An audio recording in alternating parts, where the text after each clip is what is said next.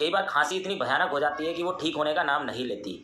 छोटे छोटे बच्चों को देख लो या बड़ों को देख लो या बुजुर्गों को देख लो, खांसी जाने का नाम नहीं लेती। कई बार हम एंटीबायोटिक चेंज कर करके खिलाते रहते हैं उनको, तो ठीक नहीं हो पाती। ज़्यादा एंटीबायोटिक भी शरीर के अंदर नुकसानदायक होती है। अगर बच्चे को हम कई बार ज़्यादा खांसी हो जाती है तो नेबुलाइजिंग कर देते हैं, वो चीज़ गलत होती है। उसकी हैबिट हो जाती है बच्चे को, फिर आगे जाके कोई भी मेडिसिन उसको काम नहीं करती। एक मैं चीज़ आपको बता रहा हूँ घरेलू, बहुत ही कारगर है। 2 चम्मच शहद ले लें, आप किसी बर्तन में ले लें।